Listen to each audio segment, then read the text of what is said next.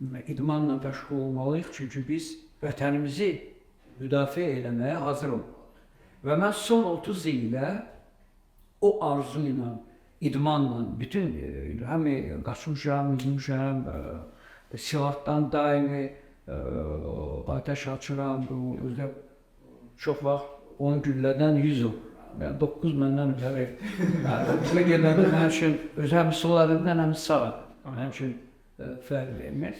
Yəni 9-a dəyəndə mən təcrübələnirəm belə. Və biz özümüzü müharibəyə hazırlayırıq. Və 27 sentyabr 2020-ci ildə mənim ad günüm idi. Səhər ayıldım ki, internet pis işləyir. Onda mən Müdafiə Sənaye Naziri idim.